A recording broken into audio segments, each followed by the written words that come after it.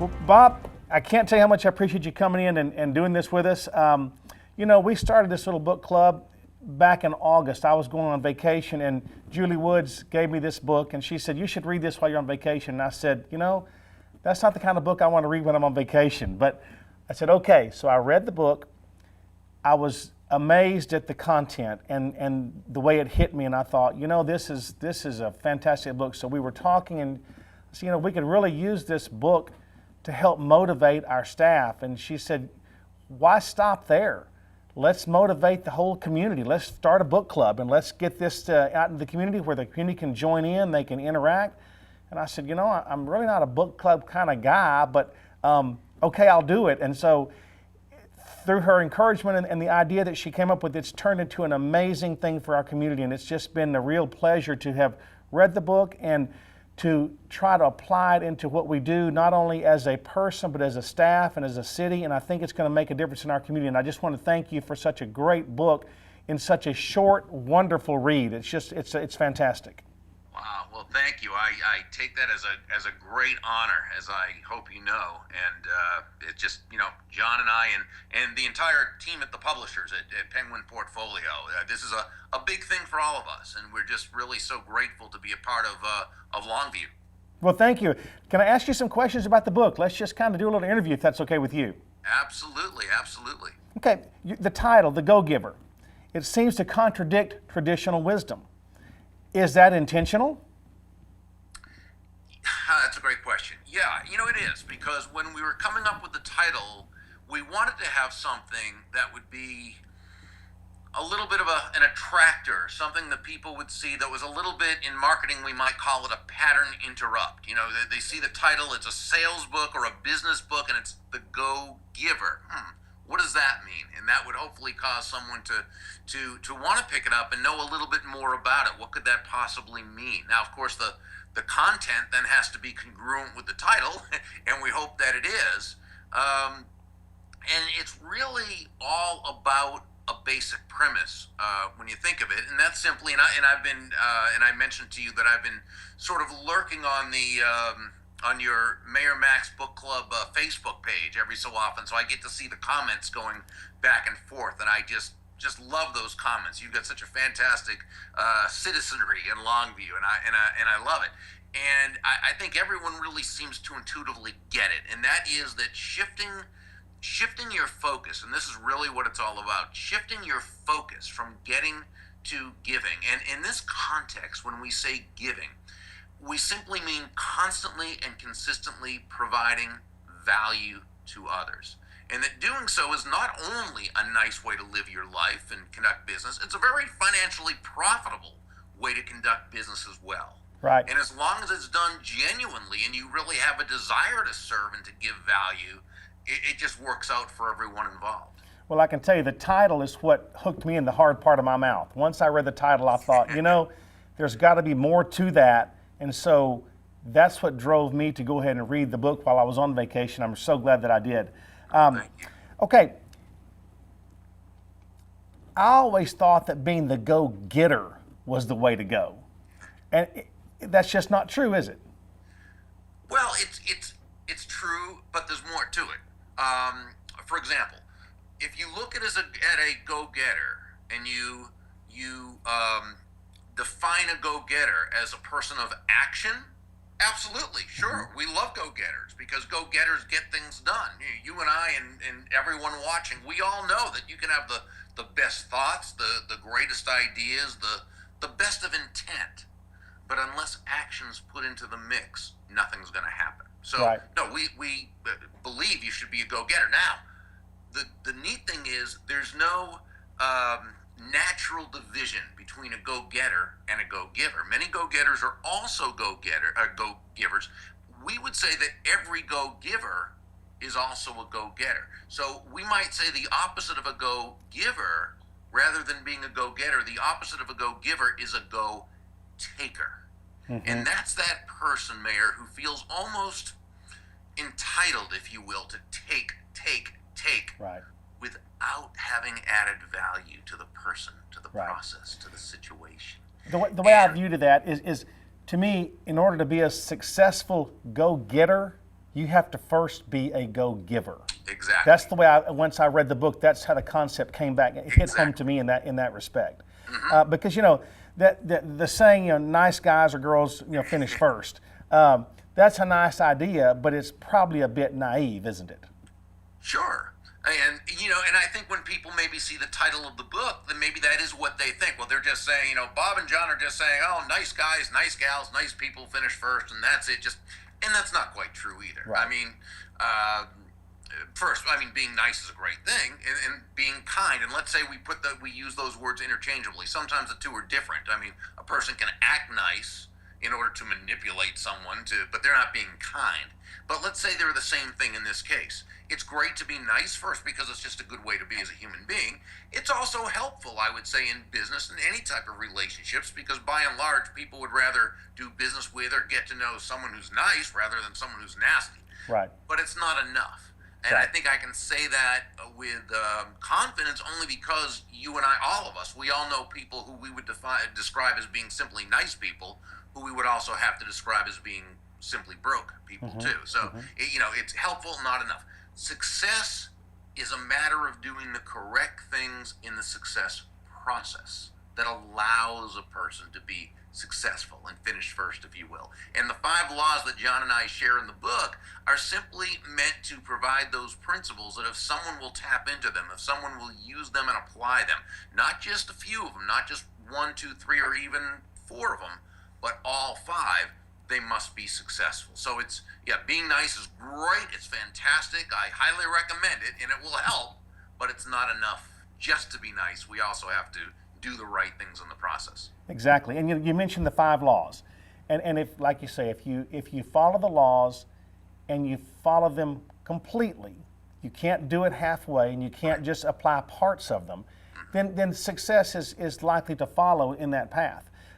Would you go over those 5 laws with us real quick, Bob? Just give us the 5 laws. Sure. Well, the 5 laws themselves are laws of value, compensation, influence, authenticity, and receptivity. The first one, the law of value, is sort of the foundational principle. Right. It says your true worth is determined by how much more you give in value than you take in payment. And I know at first that sounds a little counterintuitive. It sounds almost like a recipe for bankruptcy. How do I give more in value than I take in payment? I go broke. So we simply have to understand the difference between price and value.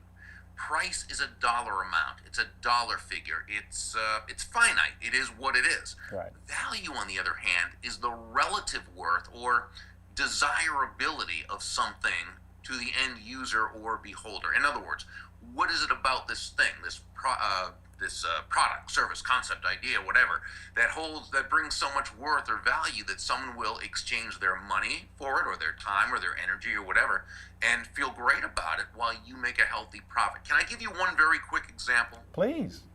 Okay, let's say you hire an accountant to do your taxes. And this accountant charges you, we're just going to name a round figure, this accountant charges you $1,000. That's his fee. Literally, it's his price, $1,000. But what value does he give you in exchange? Well, through his years of study, his diligence, through his desire to serve you, he asks questions and he listens and he learns about your business and what you're trying to accomplish. And through everything he does, the entire experience is able to save you well over $5,000 in taxes.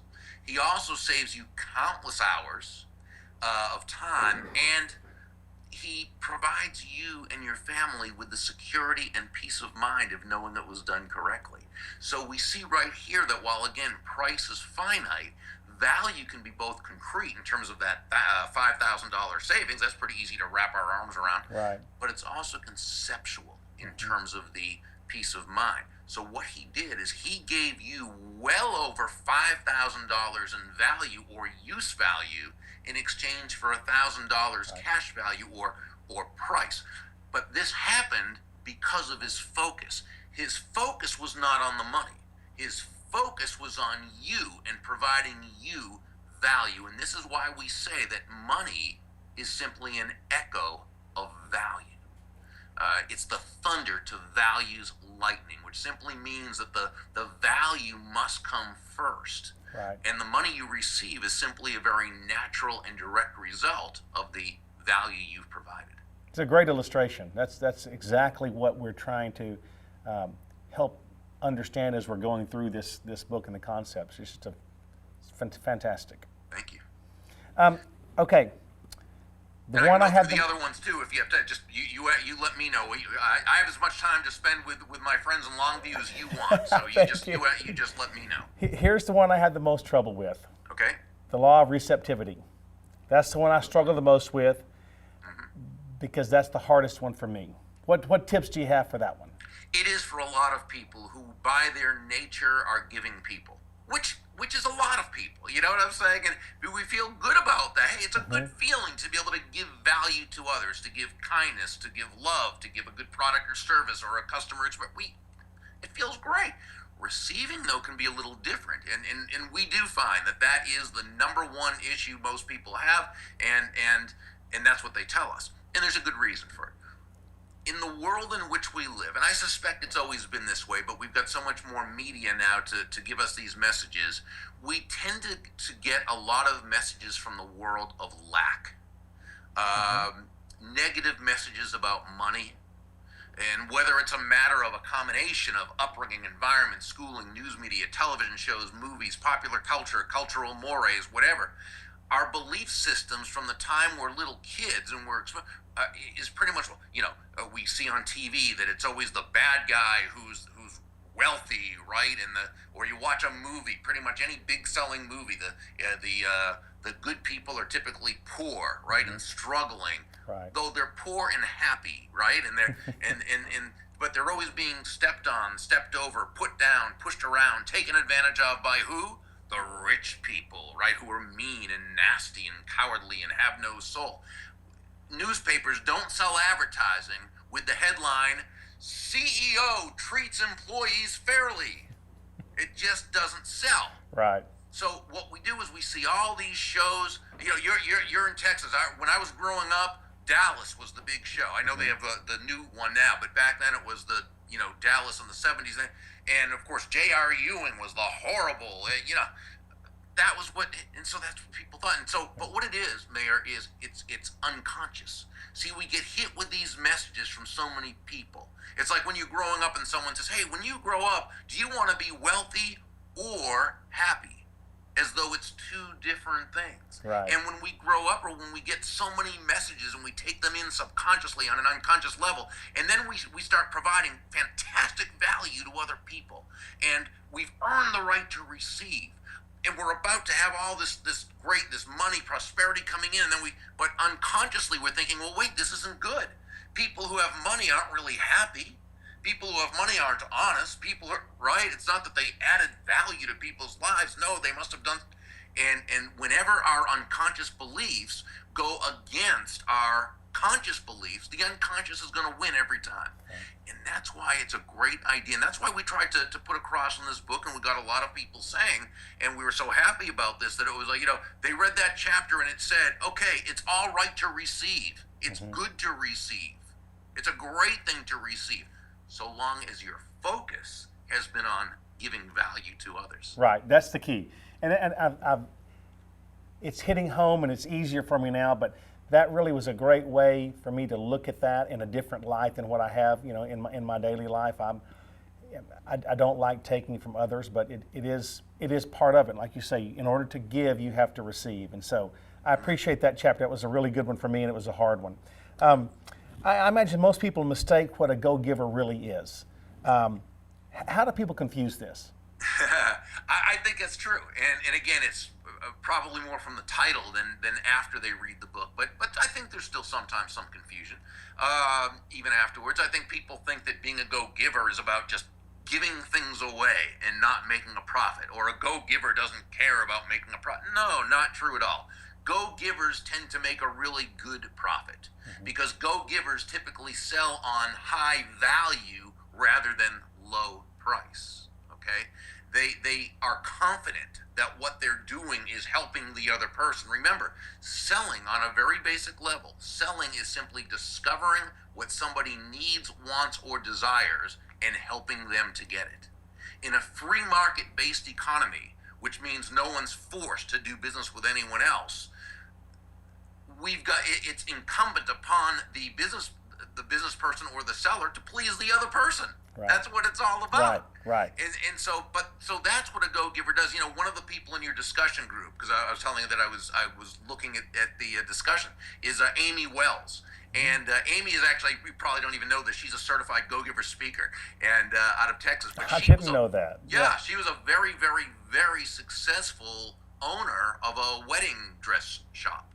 And she has done very, very well. And she's somebody who came to really see that although the wedding industry is kind of a discount industry, once she started charging full price and focusing and having her team focus on what kind of value they truly offered, okay, what they could do that others didn't, that's when they were feeling great about themselves. That's when they made the most profit. But that's also when people started referring to them left and right. So often a business looks, but the bigger stores, they come in and they can outprice it, they can lower the price. Yeah, they can. But you know what they can't do? They can't provide the kind of extreme customer personal service that you can. And that's where we are. Right. Huh? The personal service is what we're trying to so work on, especially as a community in our city. Because, as city servants, as city employees, we want to be servants to the citizens of Longview. And so that's why I thought this book was so powerful in helping us with this idea. And, we've substituted the word profit into the word success many times because, we want to be a successful community. And this is what's helping us to do that. So it's been so interesting to see the transition. And I've seen it in multiple areas of our community already and in our city departments as well. It's been a great transformation. Okay, final thought. What's the one thing people should remember in order to be successful? I would share with you something that I learned years and years, probably 35 years ago, when I was just starting to kind of come up in business a little bit, and there was a guy who kind of saw me, I think, as a little bit of a Joe in the story, someone with potential, but needed to get his focus in the right place. And he was what we call a drive-by mentor, because it was the only time I think I ever heard from this guy, and I don't even know what happened to him, but he gave a great piece of advice, and I'm just glad that the younger Bob Burg was in a listening and receptive mood to that advice. He said, Burg, if you want to make a lot of money in business, he said, don't have making money as your target. He said your target is serving others. Now, when you hit your target, you'll get a reward. That reward will be money, and you can do with that money whatever you want. But never forget, the money is not the target, it's only the reward. The target is serving others. And whether you are a city employee or whether you are a small local business owner, or whether you are a spouse, or whether you are a teacher, or whatever, it's the same thing. Right. To the degree that we focus on providing value to others in our daily interactions, that's the degree that we feel good about ourselves. People understand the value we bring, and and you can say profit, or you can say or have success in the way that you define success. Right. Bob, it's been such a pleasure. Thank you so much for joining us. To have the author of this book take time to spend with me, I just can't tell you how much I appreciate it, but it just goes to your character and that you're living what you wrote. You're the go-giver as well. You're taking your time to visit with us, and I really, really appreciate it. It's so nice to meet you. It's so nice to have read what you have written, and I look forward to more conversations and more interactions as we go forward. Well, thank you. I appreciate that, Mayor, and I will pass that along to John and the entire team at Portfolio. Again, we've sort of adopted Longview as our favorite city, and so we're just so glad that to be a part of it in some small way. So thank you. Well, you're a part of it in a very big way, and this helps out even more. And we'll continue to be in contact. And I know that this book is going to make a difference in our community. It already has, and I can see great things ahead of us. Just the little things that you talk about become big things if we'll put it into play. And I thank you so much. I look forward to visiting again. Thank you. Thank you, sir. Have a great day. You too. Bye now. Bye-bye.